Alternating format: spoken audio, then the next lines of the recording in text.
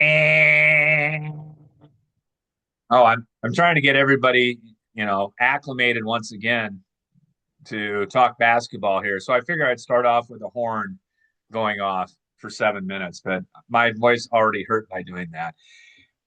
Welcome in.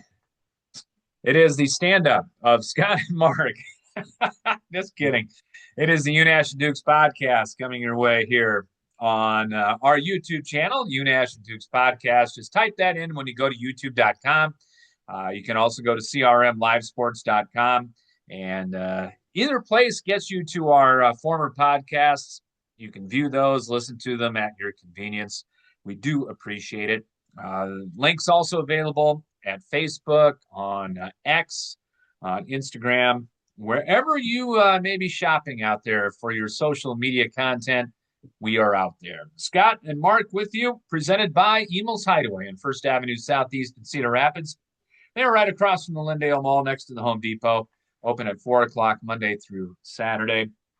And a classic local American restaurant with a fully stocked bar. They also have catering available to you. And it is a number one, delicious. Mark, what a weekend. What a weekend it was. Some good, some bad, some really ugly, and even news today in the basketball world. And then your team has a scant one game lead over my team for the bottom of the American League Central.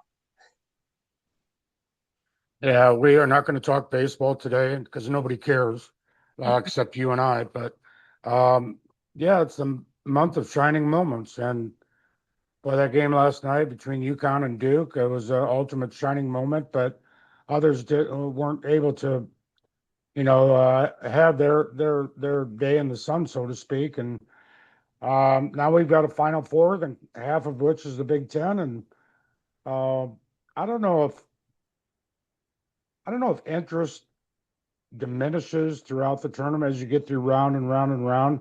Now we're down to the final four. Some favorite teams are out. I don't know. Is it anticlimactic at all to you? Yes. And that was one thing I was going to bring up. So I don't know if you want to talk about it now or talk about it in a little bit, kind of put it on the side burner with Iowa State and UNI news today. Uh, but I'm with you. I'm with you a little bit. By the way, I came within 4/10 of a second of hitting all four Final Four teams. uh, I'll ask you a question, and I asked several people this. There aren't you either like Duke or you pretty much hate Duke, right? I don't mind Duke. I think it's a hell of a basketball program, obviously. I love Krzyzewski, and I like Shire, really. I don't have any reason to hate Duke. I guess I did when Christian Leitner hit that turnaround shot. What happened yesterday wasn't really retribution for that particular thing, and it wasn't, I don't think, as dramatic as Leitner's shot. But I think the Leitner thing kind of got people on Duke's bad side. Um, I guess I'm different. I'm kind of in the middle. I don't really care. There's other teams that I despise more than Duke. Would people have been happier? I mean, yeah, it was a great basketball 10 seconds, unless you're, Caden Boozer, who's going to have to probably live with that for a long, long time. But would I think it would have got more traction if it just wasn't Danny Hurley and UConn that did it. Speaking about despising, Yeah, everyone's stuck between a rock and a hard place. Yeah, oh, that was cool. It's Danny Hurley, who was on pretty much his best behavior for the weekend, as good as he gets. But heck of a Final Four. We'll get more on that coming up in a little bit. Let's start with Iowa. The Elite Eight matchup against Illinois. 71-59. The Illini get the victory on Saturday evening. A game that, tell you what, Bennett Sturts went out on a high note, Mark. I think it was, if it wasn't his best game as a Hawkeye, it was certainly one of his top three games in my opinion, all around because he kept Iowa in it. I said Iowa needed to get 12 threes to win that game. They got 11. They kept it close for about 32, 33 minutes. And then Illinois decided, okay, why are we shooting threes and going 3 of 18? Let's take it inside and let's go at it. And that's when Illinois took over. And they used that inside game to get about a 6 point lead. Iowa just could not come back after that. No way to hang your head if you're a Hawkeye fan out there. Tremendous way to end the season. Yeah, you'd like to get to the Final Four, but man, I don't know what more Ben McCollum could have squeezed, I should say, out of this team. Yeah, in the end, Brad Underwood scratched every itch, and that was Ivisic and Stojakovic and every every other itch, and it was an easy game to analyze in the end. I mean, you talked about the 11-minute gap for the horn malfunction. Iowa had a 6-minute gap, and it came at the wrong time, the last 6 minutes of the game, and that's why when Illinois, I think, played better defense, and Iowa was a little bit lost in its offense. Still battled, still tried. The effort was there, but in the end, Illinois just had too much manpower to and was able to hold off Iowa. It was a tremendous season. Iowa fans should be very happy about the way it ended in an Elite Eight, something Iowa fans haven't experienced in years. And yeah, you want more. You would have loved a Final Four, but it's better than an early exit, right? It's better than not making the tournament.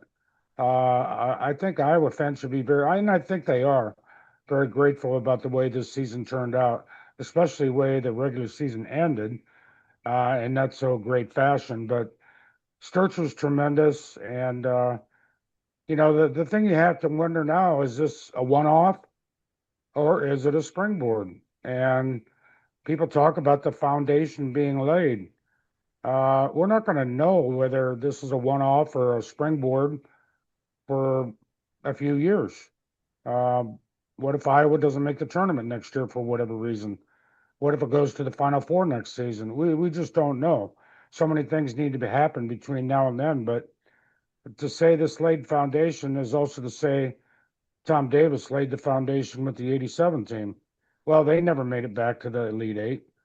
So enjoy it while you can. These moments, it's hard, hard, hard to get to an Elite Eight, let alone a Final Four or even a national championship.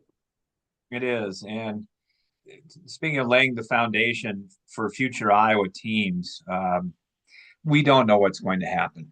And we'll talk a little bit about Iowa. We're doing that right now. We'll talk about Iowa State, what they've got looking forward to next year.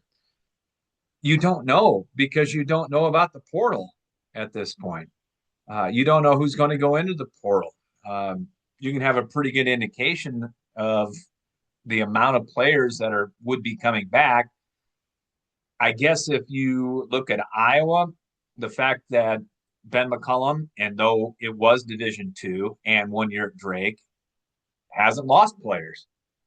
Iowa got some good news, at least planted a seed anyway. Tavion Banks said he is going to try to apply for another year. I don't know if he's going to get it.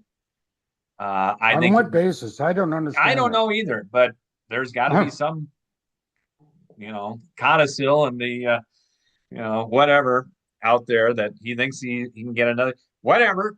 I don't think he's going to be able to get one, but it would help certainly the Hawkeyes. But even without Tavion Banks coming back, um, you got Cooper Koch, who got better and better as the year went on, found his outside shot, became an offensive somebody you have to guard if you're the opponent. He's back. Manyow is back. He's a great inside guy, although undersized. Cale Combs going to have a lot of responsibility on him next year to run the show, unless Iowa gets what everybody wants in the portal, and that is a point guard, along with a big, and then Jaden Kuhn. Also, after he reneged on Creighton. Um, Fulgaris, who didn't play a whole lot. That seemed to be the thread after the game on Saturday night, Mark, was that Alvaro Fulgaris did not get in a whole lot. Isaiah Howard is back. Tate Sage is back. Urach is back. Uh, Iowa talked all year about Trey Thompson and his redshirt season, how good he's going to be. You don't know who's going to pick up whom in the Big Ten. But based on what Iowa has coming back, and you get a couple other players, you got to think this is a team that's in the top five preseason of the Big Ten next year. I think on paper it's a good foundation, but as everybody knows, we're going to start learning in a couple days, April 1st, when the transfer portal opens, what this team may look like. I think Koch is solidly going to be back. He's a legacy player. I think Sage will be back. Combs and Maniau and maybe Banks, if he comes back, they've had most of their career, if not all of it, with Ben McCollum. I can't see them going anywhere. I think before you need a point guard, you absolutely need a big. Get the best 7 footer, 6'11", 7'1" guy out there that can, there's not many Maras out there like Michigan has, but there's got to be somebody somewhere to come in and play that five spot, a true five. Fulgaris is a mystery to me. I don't think people should read too much into the fact that he didn't play a whole lot against Illinois. It was just a bad matchup defensively. Now, he could have helped them offensively, but I don't think Ben McCollum was ready to trade that off uh, weakness defensively for a plus on the offensive end. Uh, but I have to admit, it did puzzle me. He played as little as he did. Having said that, you know, I think Fulgaris was generally happy at Iowa, and I don't know. You don't know what's in individuals' heads. I think if anybody, he's the mystery guy. Whether he's going to be back or not. I would agree. I would agree with that. And yeah, they need a big desperately. Now that's easier said than done because there Everybody aren't wants a, one. yeah, everybody wants one. And there aren't a lot of 6'11" and 7 footers out there that are just roaming around the basketball country. Um, that's just an absolute fact. So yeah, it's a great thing to want. Put that, you know, in your Sears and Roebuck catalog for Christmas. Not sure Hmm. it's going to happen. We'll have to wait and see. But I Um, think the exposure of being in the Elite Eight can do nothing but help the Iowa program and Ben McCollum. That exposure is invaluable. Not only for that reason, but also you got to think there's going to be a big influx in this program next year as far as fan participation is concerned. Um, it's going to be very interesting to see how this plays out. The Iowa women more than likely are going to sell out again next year. Um, how many season tickets do the Iowa men sell next year based on what happened this year? And can people afford both men's and women's season tickets? Can they afford to be at Carver Hawkeye Arena 3 or 4 nights a week? Those are other questions you got to ask. But I can't see Iowa basketball on a decline right now after what they did to get to the Elite Eight. I can't either. I think it's going to do nothing but increase the size of the crowds at Carver Hawkeye Arena. And I don't believe that the Iowa crowd, men's crowd and the women's crowd are one and the same. I think they're two different entities. Yeah, you're going to have some overlap. I don't think there's a lot of people out there making a decision between season tickets to the men's program or the women's program. I could be wrong about that, but I just don't feel that the crowds are one and the same. I agree. I agree.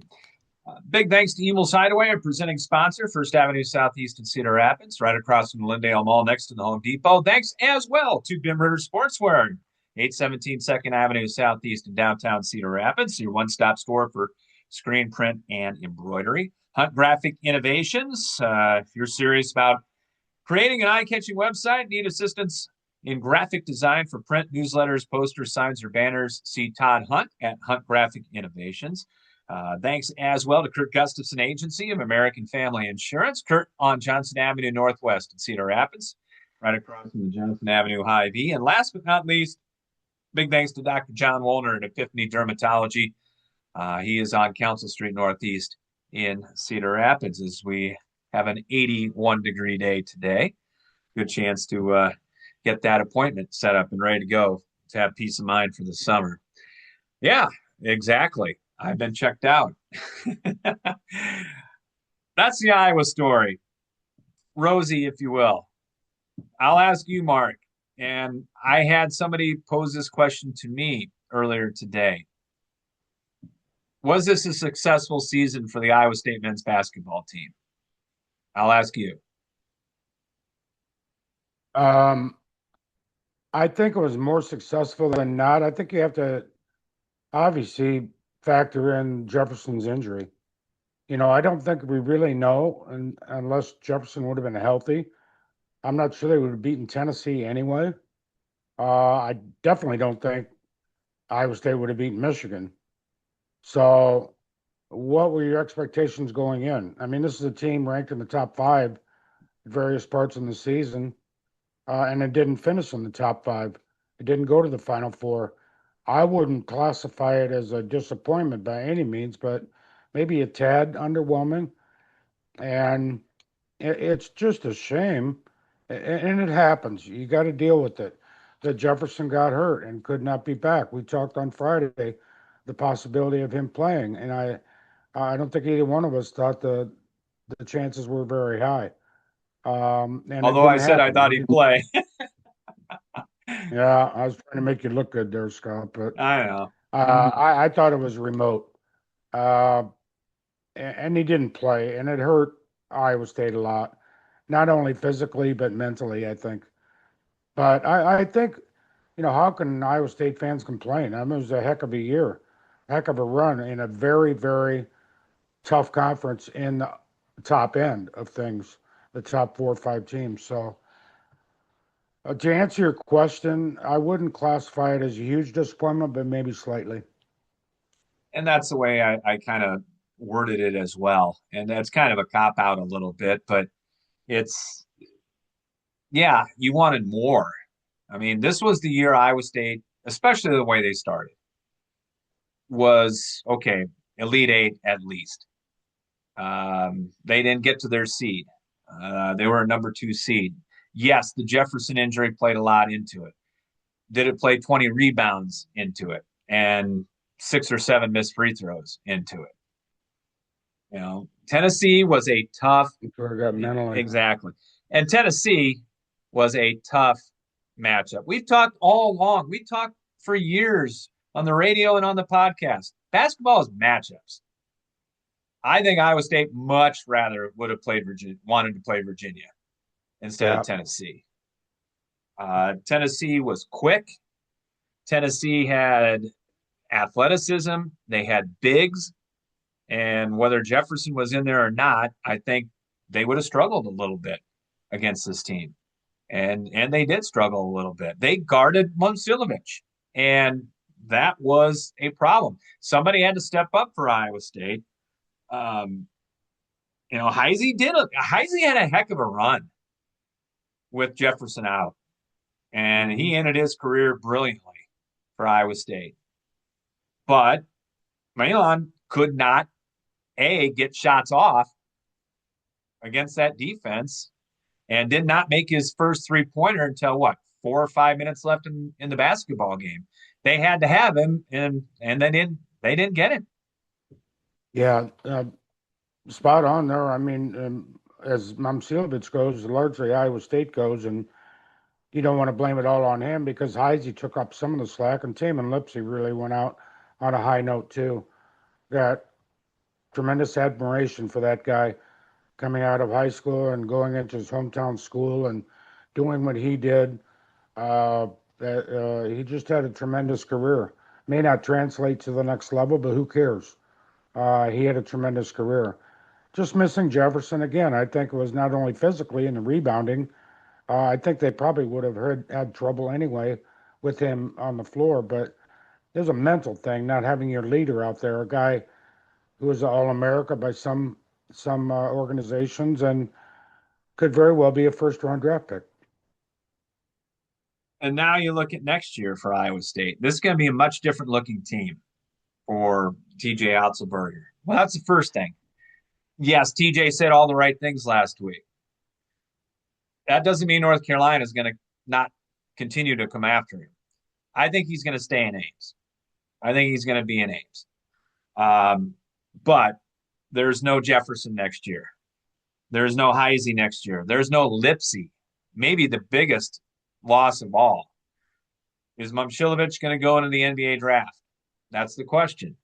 A lot of people think he's a number one draft choice, a first round draft choice, I should say.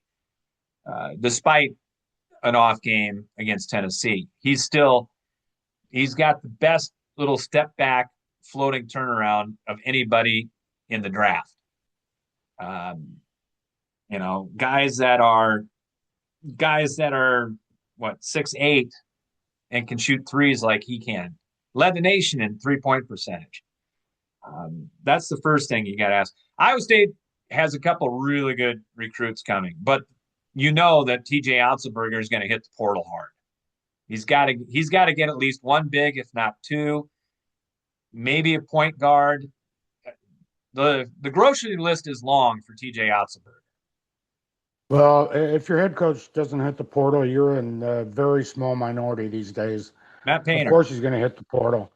He's going to hit the portal, and he will get somebody or a couple or three out of the portal with Torre and Bateman and Pleta coming back. Those are three very nice players. And as you mentioned, the high school recruiting, they've got four guys who at their position are ranked the top player in their state. Wisconsin, Minnesota, Ohio.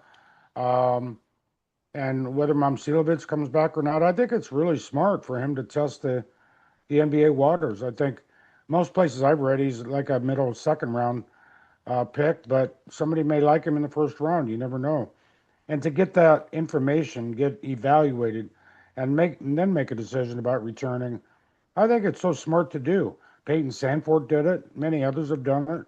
I think it's a really smart thing to do. If he comes back, all the better. You also have to ask a financial question in Ames. I mean, Jamie Pollard has come out and said, we need money. Now, he's not the only one. He's actually just publicly said it.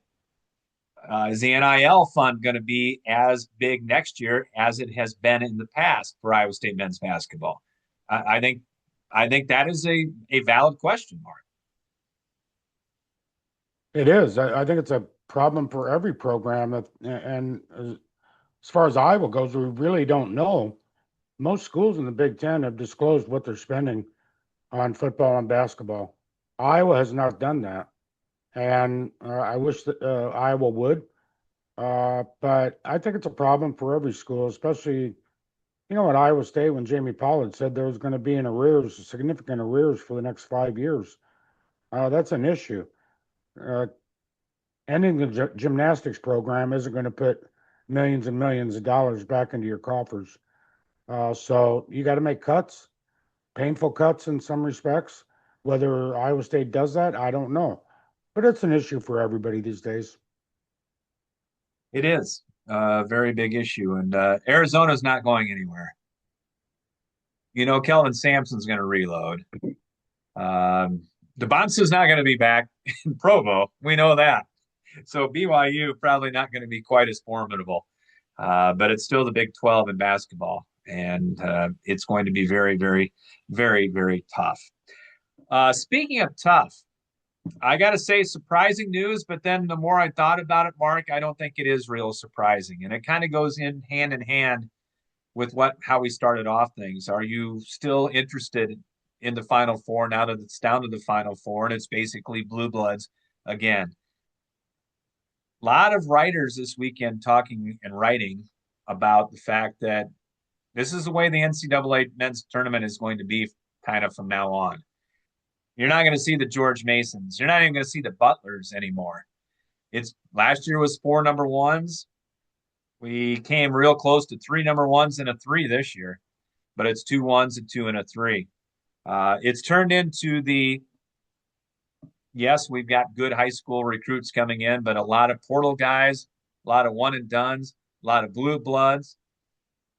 And Tommy Lloyd said it after one of the Arizona wins, said this is kind of the way it's going to be from now on.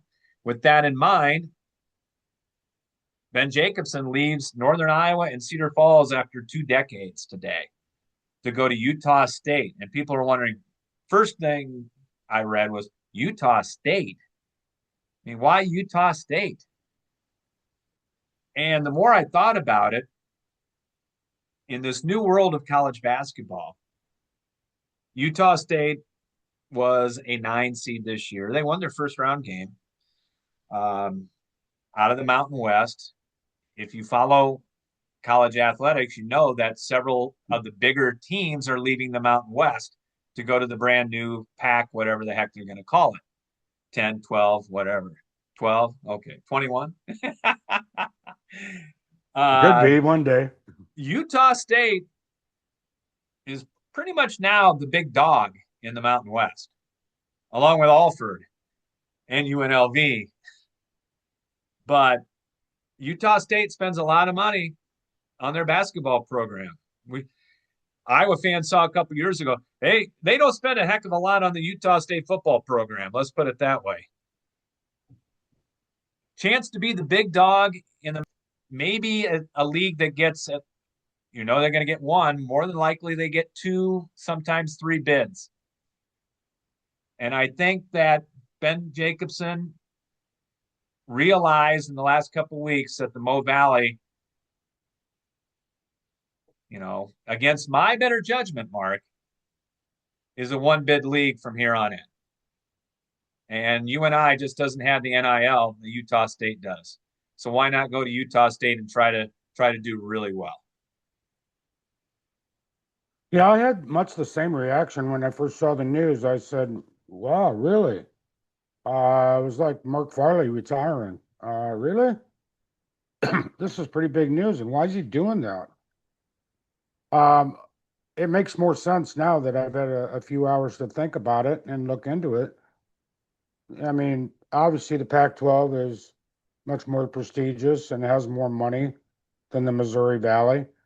Ben Jacobson's 55.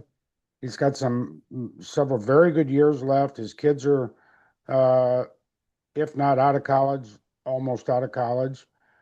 Utah State, as you mentioned, has three times as much money, if not more, to spend on basketball than UNI has.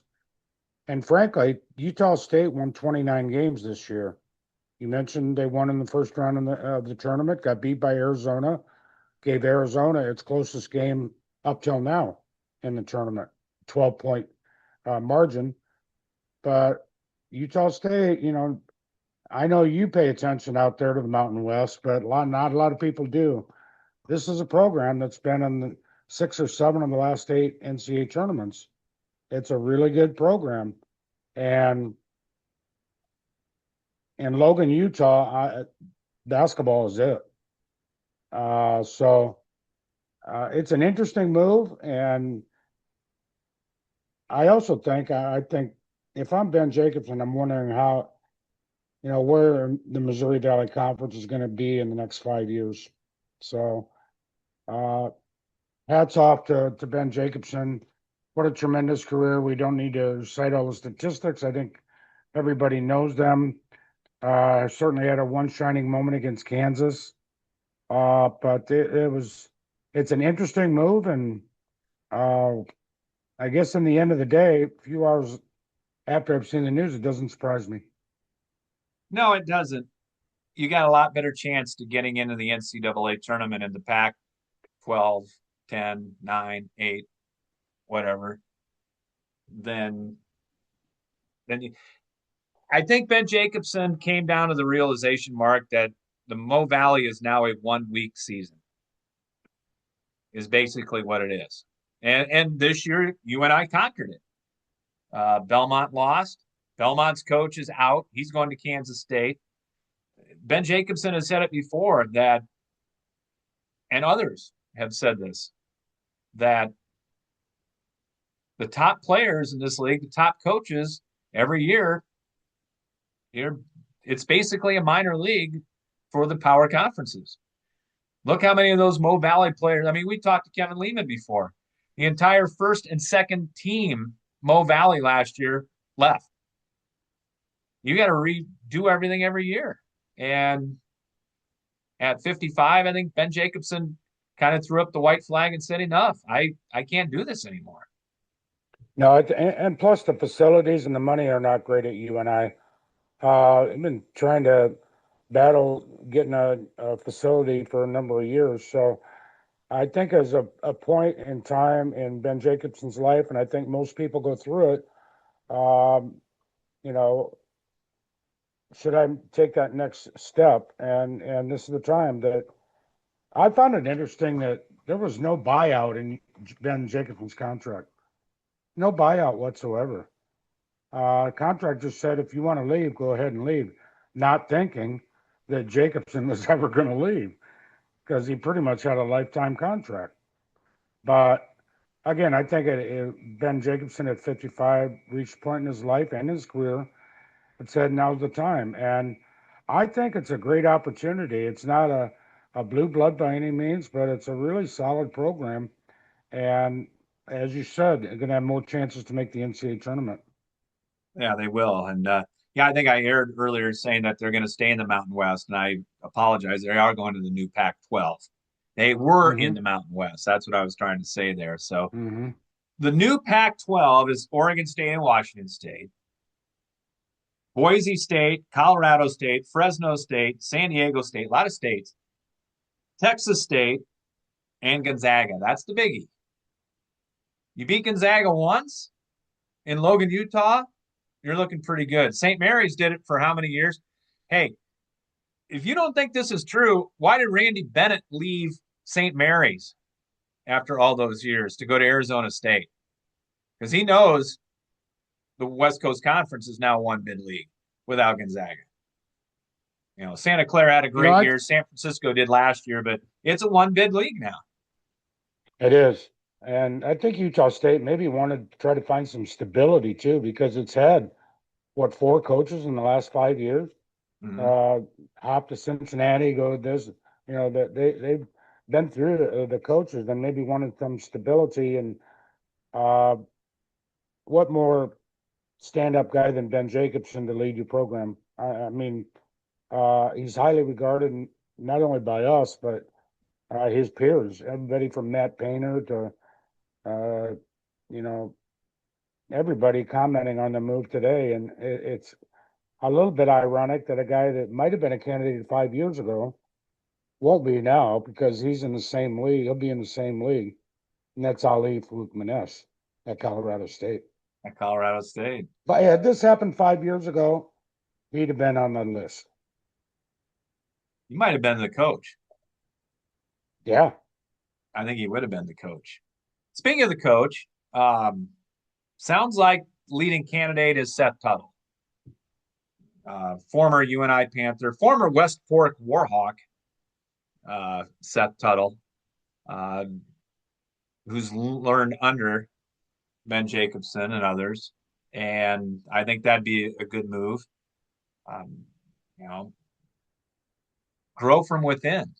And he knows Iowa high school basketball as well as anybody out there. And that's, the backbone of UNI. Going to be interesting to see if, all Will Gertis continue. He's a Cedar Falls kid, though.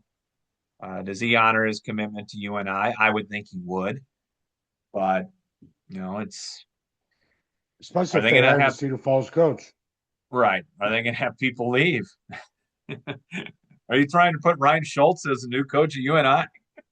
Yeah, he's been mentioned out there. He's a long shot, but the Kyle Green at Iowa State, the assistant AJ Green's dad, has Yep. been mentioned. I don't know that he would make that move, but Tuttle is a prime candidate for sure. But I don't know what the president and the AD are thinking. I really don't.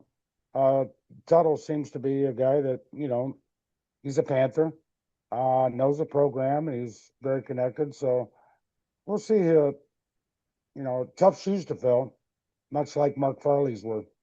Yep, yep, and yeah, basketball is a changing, man, Yeah. and I don't know. It's going to be very interesting to see in the next 10 to 15 years if it stays all number ones, basically going to the Final Four and not very many upsets. We had record ratings this year for television in the first weekend. Is that going to maintain for the next 10 years? People are still going to watch it. We know that. But March Madness was made, Mark, on upsets. Bracket challenges were made on upsets. Yeah, they're not going to be many Florida Atlantics and George Masons out there anymore. I mean, High Point made some noise, and it will be in the highlights when the tournament is over, but they were just few and far between. Maybe Utah State winning the first round against Villanova was one of those upsets, not even majors, so to speak, but uh, I agree with you. I think it's going to be fewer and far between. People still watch, though. Hey, before we go, um, best the best story of the weekend. And too bad it was overshadowed by a certain thing on Friday afternoon. Um, Gary Woodland winning on the PGA Tour after 7 years after a brain surgery, just what, 3 years ago, 2023, I think that was. Um, Having know, mental issues as well, PTSD. He had a great sit down interview with Golf Channel. If you haven't seen that, grab a hanky and watch it. But to have that win on the PGA Tour was pretty cool. And that was the best story of the weekend. Yeah, I thought so. And, uh, it was definitely a feel good story. How could you not root for Gary Woodland after what he's been through and what he's currently going through with the PTSD that you mentioned? And just a terrific story. He's a heck of a player.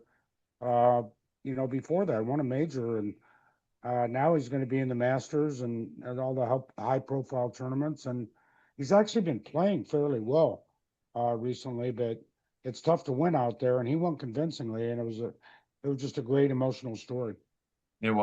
It was, and if you haven't seen that, follow it. Um, Good guy too, Gary Woodland. Probably works with Folds of Honor and uh, very military. Has the Air Force on his shirt. So good guy is Gary Woodland. Uh, Good way to end the golf weekend. All I'm Don't gonna give say. up. Don't ever give up. All right. Thank you, Emel's Hideaway, First Avenue Southeast in Cedar Rapids, right across from the Lindale Mall. Thanks to Ben Ritter Sportswear, Hunt Graphic Innovations, Dr. John Wolner at Epiphany Dermatology, and Kurt Gustafson Agency of American Family Insurance on Johnson Avenue Northwest in Cedar Rapids. I promise you we will give our baseball predictions on Wednesday. I know it's a week into it. It doesn't matter. It's 162 games. I'm not picking the White Sox. You're not picking the Twins. We'll see what happens on Wednesday. I'll look forward to it, Dr. Ben. Dodgers? Um, I'm going to try to get creative, but I don't know if that's going to be possible. I don't think it's going to be possible. I don't Yeah. think it's going to be possible. All right, Mark. We'll talk to you midweek. Take care. All right. It's been the Unash and Dukes podcast, everybody. Check us out on our YouTube page, Unash and Dukes podcast. Just type that in and enjoy all of the podcasts. And for Mark, I'm Scott. Thank you so much. And we'll talk to you next time.